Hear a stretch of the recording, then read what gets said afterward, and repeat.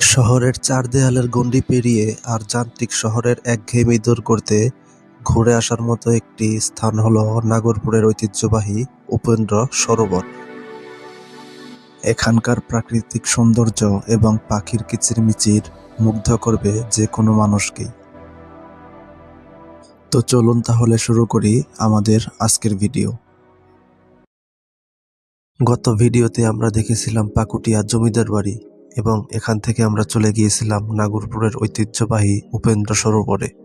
জেনে রাখা ভালো, পাকুটিয়া থেকে নাগরপুরের দূরত্ব প্রায় 15 কিলোমিটার। সময় লাগে 30 মিনিটের মতো ও ভাড়া পড়বে প্রায় 20 থেকে 30 টাকা। বাস আপনাদের নামিয়ে দিবে মাহমুদনগর স্ট্যান্ডে। এখান থেকে জনপ্রতি 10 টাকা অটো ভাড়া দিয়ে আপনারা চলে যাবেন নাগরপুর বাজারে বা বটতলা।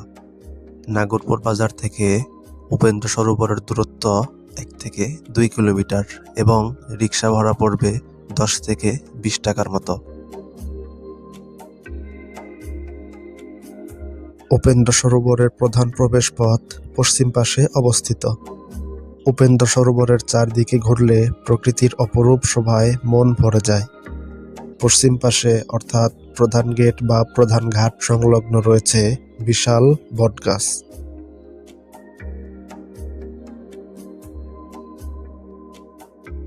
অবসর সময় কাটানোর জন্য এই জায়গাটি হতে পারে একটি আদর্শ জায়গা।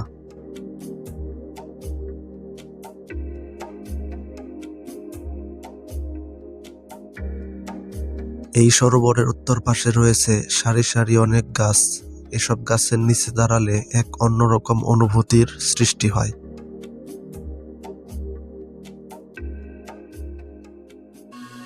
1341 সনে নাগরপুরের তৎকালীন জমিদার রায় বাহাদুর সতীশ চৌধুরী তার পিতা উপেন্দ্র মোহন রায় চৌধুরীর নাম অনুসারে প্রায় 11 একর জমির উপর এই দিঘি বা সরোবর খনন করেন। এই উপেন্দ্র সরোবরের চারপাশ জুড়ে প্রায় 12টি সুপ্রশস্ত ঘাটলা রয়েছে। তার মধ্যে কিছু ঘাটলা বর্তমানে ধ্বংসপ্রায়।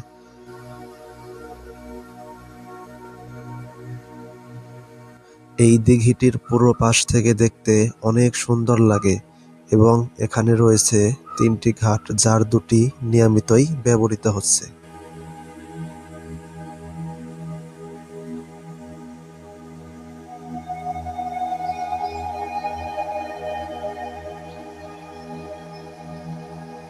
কথিত আছে, জ্যোৎস্না রাতে জমিদার চৌধুরী তার সঙ্গী সাথীদের নিয়ে নিজের বৈঠকখানা দেখতে এসেছিলেন, যার ফলে তিনি খবর নিয়ে জানতে পারলেন তার এলাকার মানুষ রাতে পানি সংগ্রহ করে। এই ঘটনায় তিনি অত্যন্ত ব্যথিত হন এবং পরবর্তীতে কূপ বা দিঘি খনন করার উদ্যোগ নেন, যা বিদেশি বিশেষজ্ঞদের সহায়তায় বাস্তবায়ন করেন।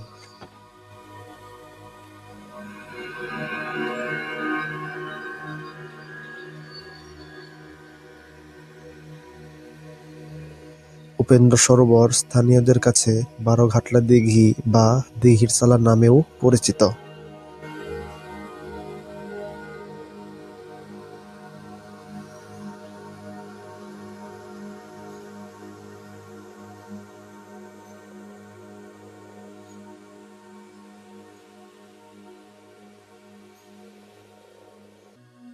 কালের বিবর্তনে, সংস্কার এবং সুষ্ঠু সংরক্ষণাবেক্ষণের অভাবে ঐতিহ্যবাহী উপেন্দ্র সরোবরটি বর্তমানে সৌন্দর্য ও জৌলুস হারাতে বসেছে, যার ফলে মুছে যাচ্ছে প্রাচীনকালের জমিদারদের স্মৃতিচিহ্ন। সঠিক পরিচর্যা ও রক্ষণাবেক্ষণের মাধ্যমেই এই সরোবরটি ফিরে পেতে পারে তার হারানো অতীত।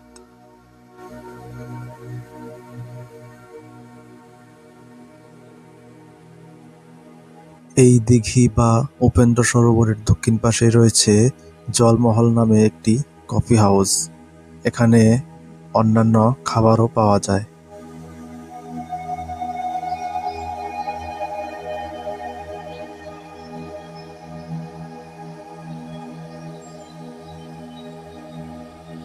এই দিঘি বা সরোবরের পশ্চিম পাশ দিয়েই চলে গেছে টাঙ্গাইল নাগরপুর থেকে বরঙ্গাইল মানিকগঞ্জের মহাসড়কটি।